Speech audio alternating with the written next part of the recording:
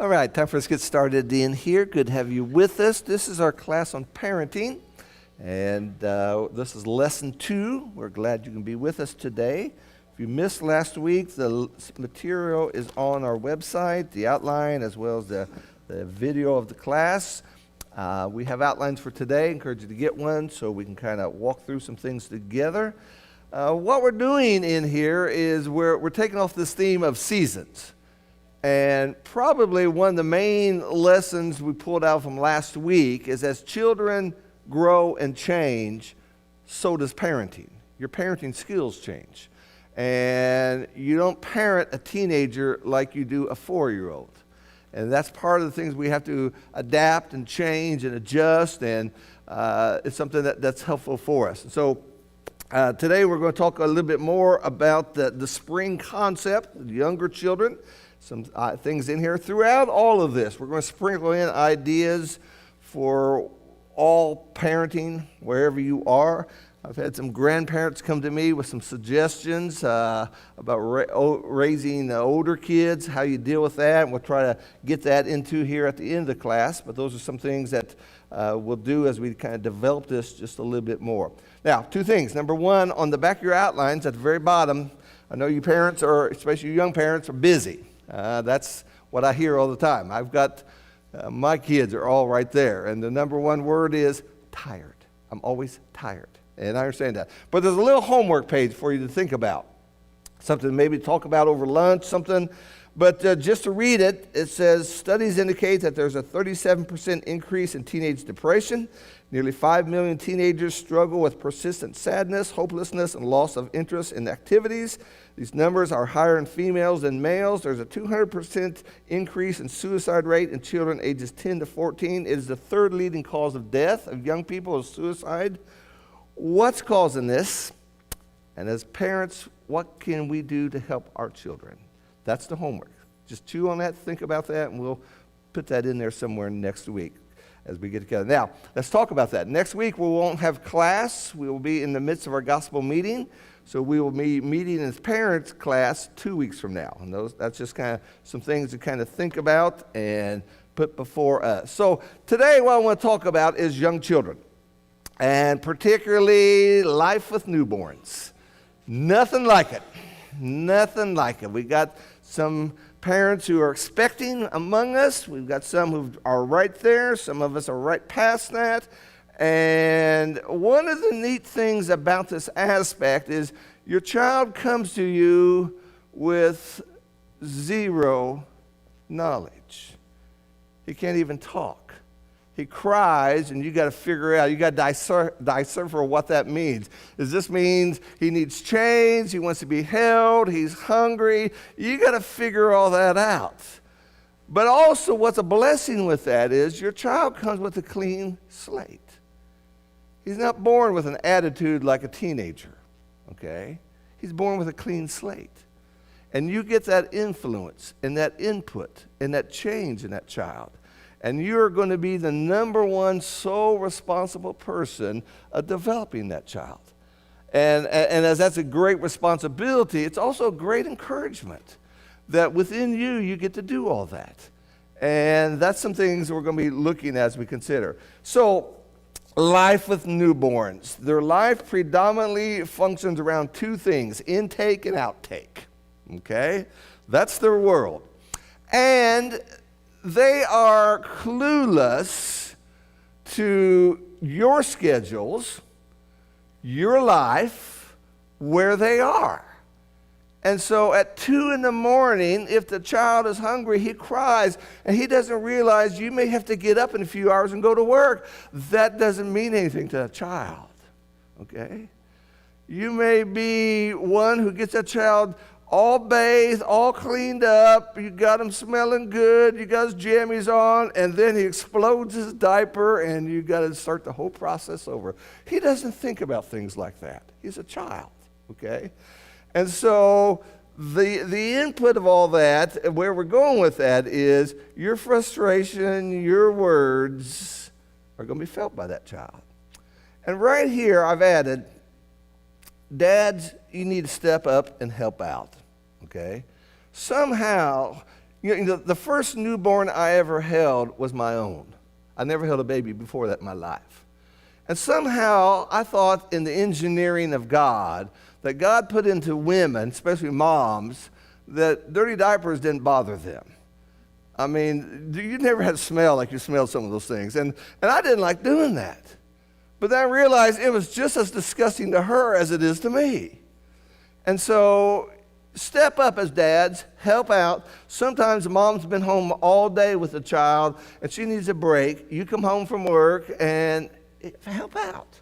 Help out. That's very important. And so at this early age, point number one here, what they need is a lot of love, a lot of holding, a lot of tenderness, and a lot of acceptance. Studies were done a long time ago about these groups of newborns in the hospital. And of course, a long time ago when a newborn was born, they stayed in the hospital a long time, even though they're healthy. Today, it's almost drive-through. You go have your baby, come home the next day. But years ago, they'd stay in there like a week. And in this European study, they had one group of babies that were held almost the whole time.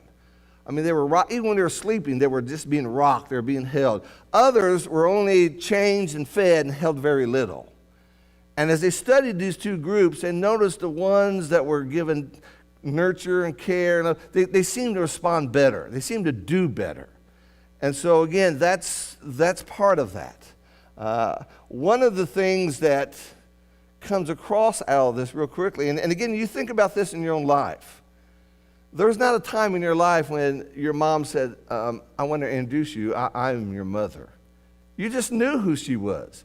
You knew who dad was. You just knew who he was. There was no introduction. And how that came about is by the attention and the care that you give. And so that's essential with this. Now, we have a couple things to fill in for you here. Proverbs chapter 15, 4 keys. Reminders for a peaceful home. A gentle answer turns away wrath, but harsh words stirs up anger. The tongue of the wise makes knowledge acceptable, but the mouth of fools spouts folly. The eyes of the Lord are in every place, watching the evil and the good. His soothing tongue is a tree of life, but perversion crushes it. Number one, recognize the power of words. The tone and the type of words you use matters. Okay, that's important. And so again, when you're thinking about a very, very young child, you're going to talk like a child. You're going to try to give them that comfort, and that's coming about. Measure your words carefully. There's the idea of thinking before you speak. James tells us to be quick to hear and slow to speak. And so measure your words carefully. And again, this will carry more as they get just a little bit over. See the good in your family. Again, God sees good, you need to see the good. And then your family reflects your speech. Again, a soothing tongue is a tree of life. And again, those are some simple things that comes out from that. Very early on, one of the things your child's going to learn is the idea of prayer. Now, they're going to want to eat whenever they eat. And one of their first words is going to be dada and then mama. But pretty soon they're going to be able to hear amen, amen. Before mom and dad eat, there comes this word, amen, because they said a prayer. Some of my little grandkids, before they could hardly even speak at all, I was hearing them say, amen. You hear it sometimes in church at the end of a prayer, a little one saying real loud, amen. Well, they're learning. That's what I want you to see. From a very, very, very early age, they're learning. And so this is the idea. You do this. And we'll talk a little bit more as the child gets a little bit older. You start having them say their prayers. And sometimes they're praying for all kinds of silly things, like a dog or dandelions and clouds in the sky. And you're thinking, when are we going to eat? He's naming everybody. But that's a childlike prayer. And you just appreciate that. And that's very important with that. Down below here in the gray box, babies in church. Two things I want to talk about. A lot of religious areas, a lot of churches today have what they call a children's church. And so all the kids are off somewhere else, and only the adults worship. Good idea, bad idea? Good idea, bad idea? How come? There you go. There we go. they're going to learn, and you're going to learn, and we're going to talk about this a little bit more as we kind of develop this. But one thing you're going to learn is you're going to learn that in here, we're quiet. In here, we respect what's going on. In here, and we'll talk about some ways you can do that. What happens in children's church is they go off to another room, and they have basically a babysitter, and they play, and they eat, and have a good time. And the time comes when they get to be too old for that, and they got to come in here. They want to stay in there. It's more fun in there. And they've learned nothing about in here. And so as your child grows, he's going to see you singing those songs. And one of the ways to teach him how to read is you get out the songbook, and with your finger, you follow those words of that song. And he's looking at those, seeing you sing. He's going to see you bow your head. And when you take that Lord's Supper, they're going to say, well, where's mine? I want that too. And it's a little teaching exercise right there. But that's a thing to do. Now, under here, this is always one of the struggles of parents. And there's really no right or wrong answer. And that is when to take the little ones out. They start fussing, and they make a little bit of noise. And that's a hard call. That's a hard call. Some of us whose kids are raised, our expressions can make it hard on the young parents. Got to be careful about that. There comes a time also when you got to realize if my child's making so much noise, people around me cannot worship or hear. I've got to think about the other people. So that's a judgment call you got to make, and you got to think about that. But again, as a child grows, okay. Now we're not talking about newborns. Newborns, they can't help it. But as a child grows, he needs to learn. If I fuss in church and I get taken out, that's not a good thing. I remember one little boy, he's been carried out. You know, he's making a lot of noise. His daddy was carrying him out. He finally realized about halfway down what was going to happen. And he said real loud, "Pray for me." I think he needed it. He prayed for me. So again, those are some things you need to keep in mind here. Okay. Now, when you go to the cry room or the nursery, what happens? What happens? Sometimes in some places, all the kids are on the floor playing and moms are just talking to each other. What about worship? See, we're here to worship God. So even back there, we're trying to get them quiet. It may be time to feed them, maybe time to change them, maybe time to, but it's not time to visit with one another because we're worshiping God. Okay, remember that? And so how easy it is just to use that, like I really don't like the sermon. The sermon's kind of boring for me right now. So, I'm just going to take my child out and go back there and I'm just going to play on my phone or do something. No. Worship God. In that room, in this room. You need to do that. And what you're going to teach your child is we need to quiet down and then we'll come back in and we'll worship God. Okay? Thoughts? So let's look down below here. I got some questions. As Paul characterized the heart of the Gentiles, he said that they were unloving, Romans 1, verse 31. King James Version says that they were without natural affection, and that word simply means family love. What example illustrates an unloving heart toward children? What would you put in there? An unloving heart toward children. What would be an example of that?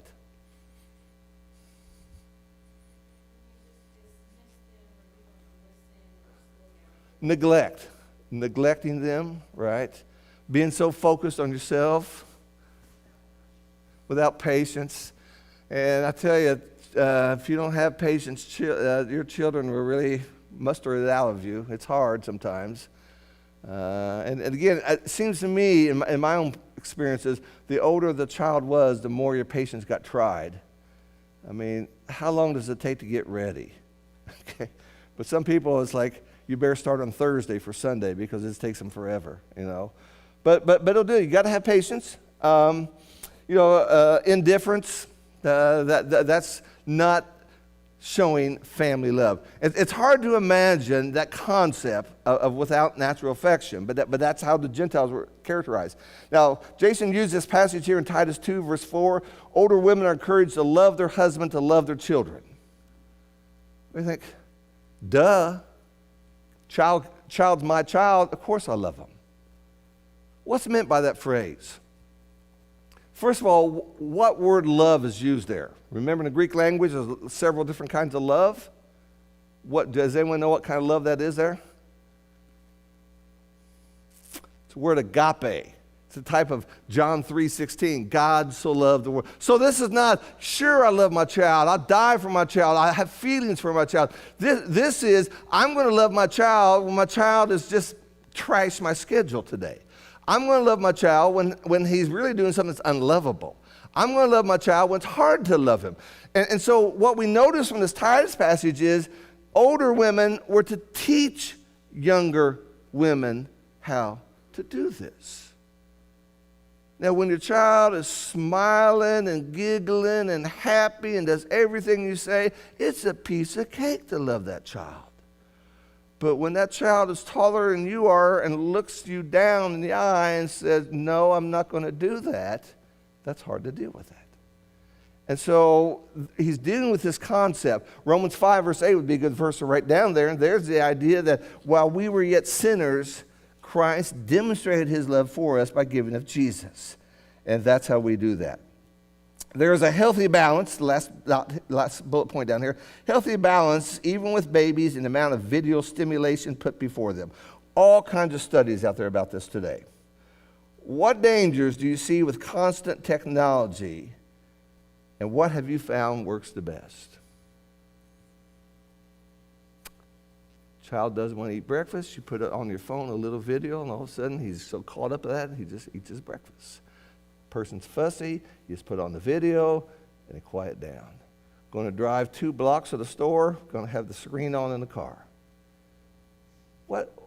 What's the balance there? What's the balance there? Michelle, what have you found out? What works? Well, for us, we tried to limit that screen time as much as possible when they were very little. Okay. If they can't get through grocery shopping without a screen, there's something wrong because they need to be able to be told no. Okay. And they need to, kick and scream about it. That's going to happen to you in public, and it's going to be embarrassing. But I always have like this philosophy: you're going to begin with the end in mind. So how do I want that child to be able to function in the world? I don't want them to have the screen to self-soothe, and so we have to deal with those uncomfortable situations in the moments that they come up. Okay. Someone else. There has to be a balance, okay? How easy it is just to have the screen on.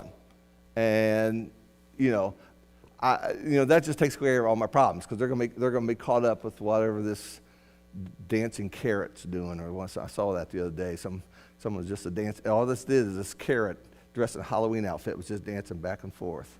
And I was just waiting for a voice to come on. Now give me your money. You are hypnotized.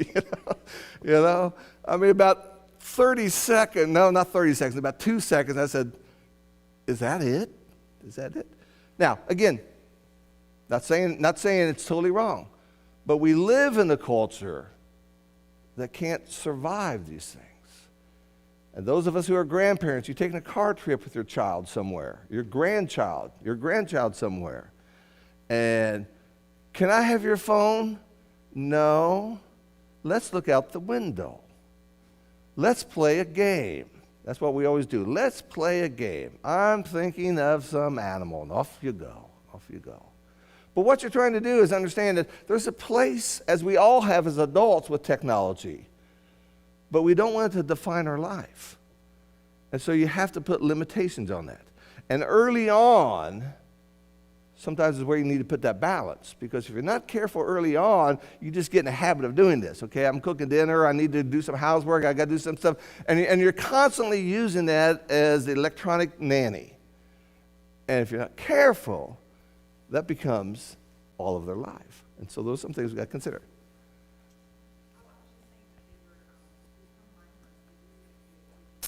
Yeah, I mean, one of the studies out there is about how people have serious communication skills problems today because they don't know how to communicate with somebody because their communication is this. And we can send a text to somebody, but I can't just say, hey, let's go out to lunch. Oh man, that's going to be weird. What are we going to talk? We're going to talk? Yeah, let's talk. Let's talk. And that has gotten into adults' problems. And so that's something as a young parent, as a teenage parent of teenagers, you got to think about. What's the balance here? Zach?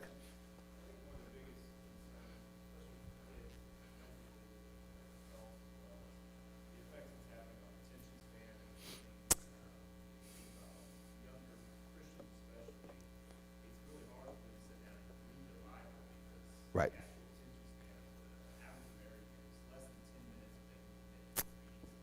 Yeah.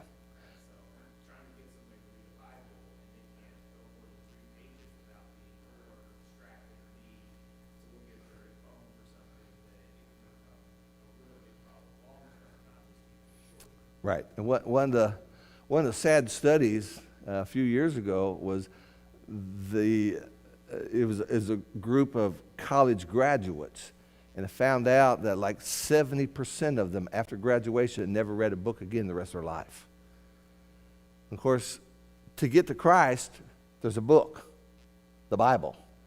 Sooner or later, you have to get into that book. And so that's a problem. That's a problem today. So one of the things we're doing around here with all of our videos and stuff is trying to build a bridge.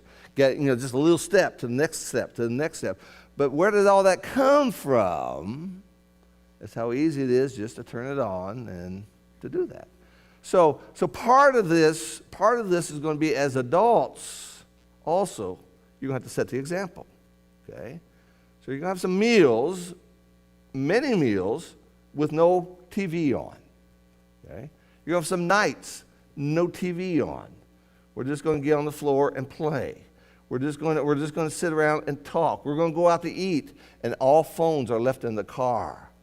And if someone died, guess what? They'll get hold of you later on. They'll leave a message. Okay, there's nothing you can do about it. Okay, and so that's part of how we help through this. Is even as adults, we've got to do this, and it's hard for us because we live with our phones.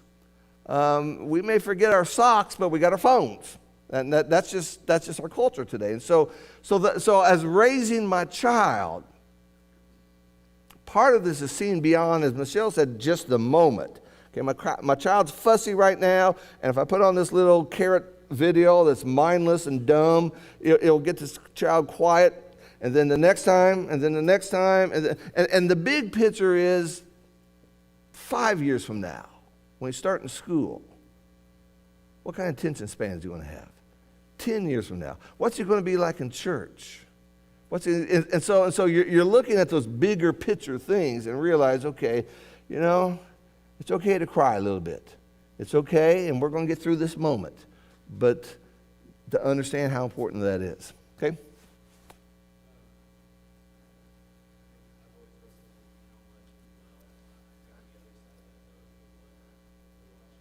Yeah.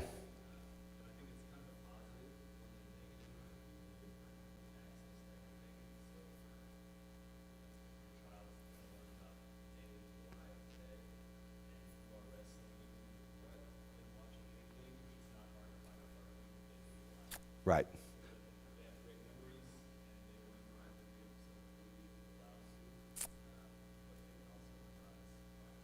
Lot of good, wholesome, wellness, biblical videos out there. Now, you want to put a little video on, you're just running through stuff and say, oh, here's David and Goliath. You ought to watch it first. You ought to watch it first. It's like food. You're not going to just say, well, my neighbor gave me this. I'm not real sure what this is, but let's eat this. No, we're not doing that. Down where I live, somebody has built this little shelter, and I know their meaning is well, and they put produce in there, and you can stop by and get it for free. But I'm always thinking, some yo-yo out there may put something in it, or who knows what's in it, And so just as you put healthy food in front of your child, you want to put healthy ideas into his head.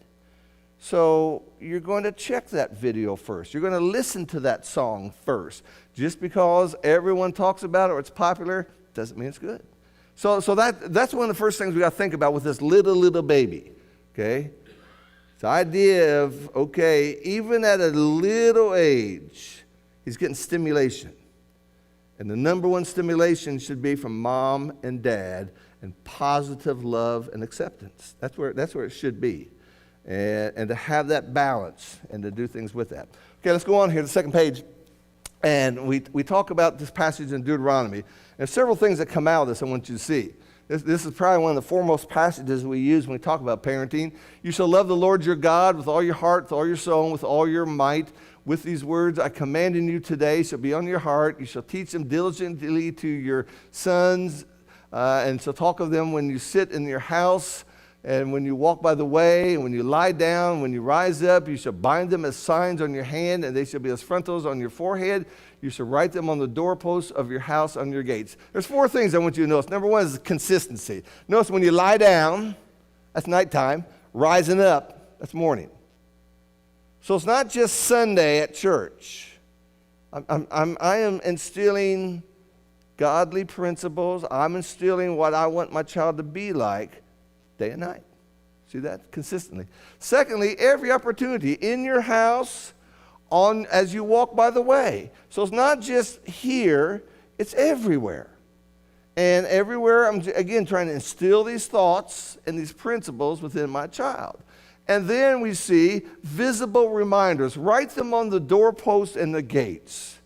Today we have little signs that you can get a Hobby Lobby or things, little biblical expressions. Put little things on your refrigerator and things like that. What you having is, these are little reminders of who we are and what we are. But the fourth thing that stands out above all this is it's got to be in your heart. Notice, he's talking to parents here. You shall love the Lord your God with all your heart, all your soul, with all your might. And it shall be on your heart, then you shall teach. So it begins first with us. And that's how we need to see. Now, let's run through some principles real quickly for today as we think about this. Again, the leading component of this is dad. That's what Ephesians reminds us. It says fathers, not churches, not moms, but fathers. And so you're going to have a leading role. That's part of being the head of the house, is you're taking a leading role in the development, the direction of where your child's going to go. And that's important to do that. Now, some other things we need to see. Number one, parenting is personal. And you must do what works best for your family. May not work best for another family.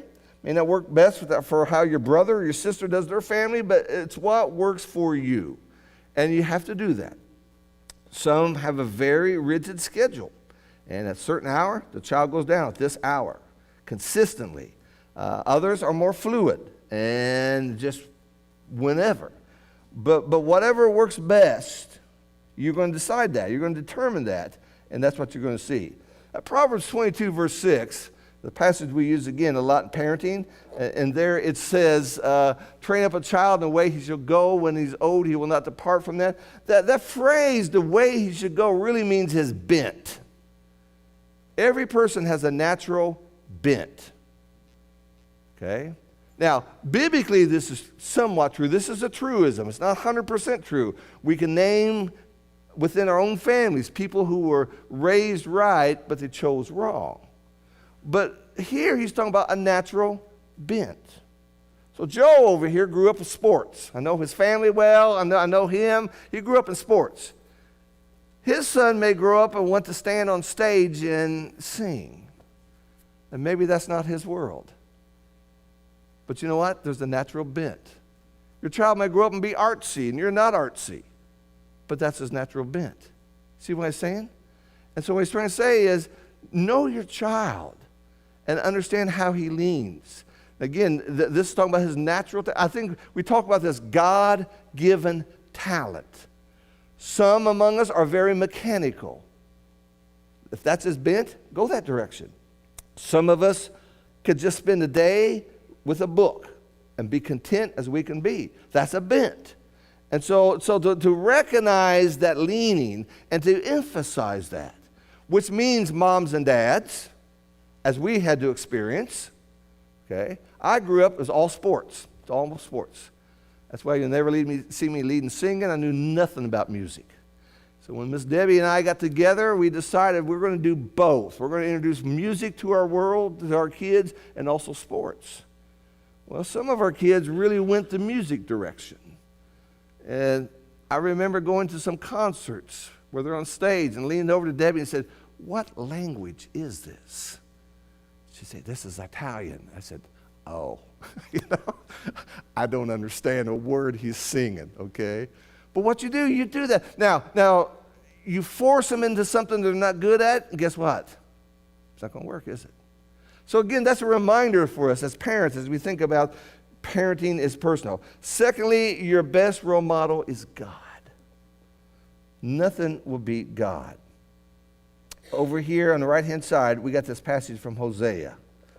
And in Hosea 11, God was referring to Israel as his child. He says, "When Israel was a child, I loved him. Out of Egypt I called my son. The more they called, the more they went away. And they kept sacrificing to the Baals and kept burning offerings to idols. Yet it was I who taught Ephraim to walk. I took them up in the arms." You get these parenting ideas. Young little Israel, like a child. Who taught that child to walk? God did. Who taught him to talk? God did. Who took care of him? God did. And so through all of this, he's emphasizing this concept.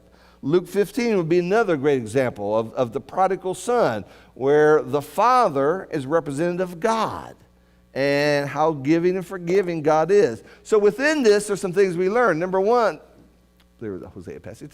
Number one, we learn that God establishes the rules first. It's not fair to say you broke the rule when no one knew what the rule was. God always establishes the rules. This is what's expected. Now, if you break this, there's some consequences. You obey by this, there's some blessings. But the rules are established first. That's how God treats us. Can you imagine God not doing that to us? And we think, I didn't know that was wrong. Well, he always tells us the rules first. And then God is consistent and clear. And you see that throughout the Bible. You see that with Paul. You see that with King David. You see that with Moses. Moses, who led the nation for 40 years, when he disobeyed God, God said, "You'll see the promised land, but you yourself will not enter in." God did not say, "You know what, because of who you are, I'm bending the rules for you." God doesn't do that. God is consistent, and God is clear. And God is kind, but he's also firm. And again, and so when we look at God, how God treats me, how God treats you, and that's my role model as a parent, it's going to help me. God's always there. God's always going to listen. I may complain a lot to him, but he's kind to me. And that will help us with that. The third thing we need to remind ourselves is remember how your life changed for the better with Christ. And in time, the same thing will happen to your child. One of the hard things to imagine is when you have that sweet little child and you know that someday he's going to get old enough, he's going to sin. And as that breaks your heart, you know what it does to God's heart. But then to see that day when that child has the faith, he says, "I want to be baptized." What a great blessing that is. Again, so many of us in this room have been there. We know what that's like.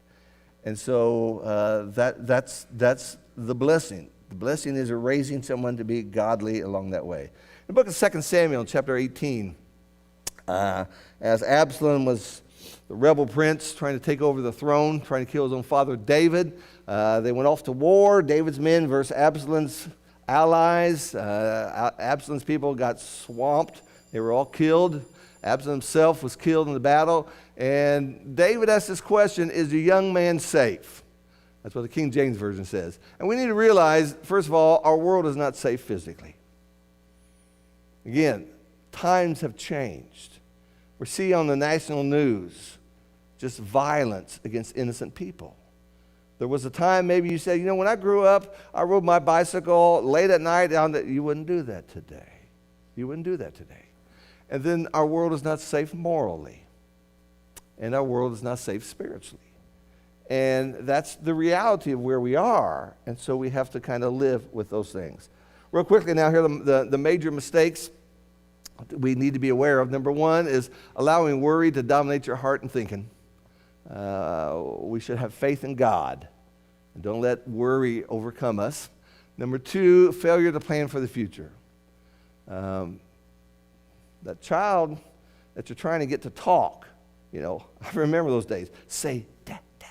Don't say mama. Say, dad, dad, dad, dad. Then gets the point, will you ever be quiet? Okay? They learn to talk and they don't be quiet. Okay? Think long range. Think long range. The big picture. That little baby. Think about that child when he's off to school. Think about that child when he's walking down the aisle to get married. Think about that child when he's going to be mother or father themselves someday. So you're the moment takes so much of our time, but you're looking at the long range. Don't be afraid to stand up for what is right. Again, as a parent, you need to do that. Sometimes that means even in front of other parents. Your kids start playing sports, and sometimes parents can get out of hand here. But don't be afraid to stand up for what's right. Knowing what's going on around them. Okay. Right now, the hottest thing on the market is Taylor Swift. And if you've seen some of her posts, very immoral. Her latest album has an E on it, means explicit. So you just have to be aware of what's going on in our world today. And just because everyone else is into some of these things, I want my child to be decent and right. And then tendency to give up because things are difficult. It's hard, and I'm just going to unplug from that. You can never unplug. You can never unplug. They need you, and they need you, and they need you. And I think Jason's illustration today of that little bitty pine tree with the big pine trees around it, that's you. You're the big pine tree.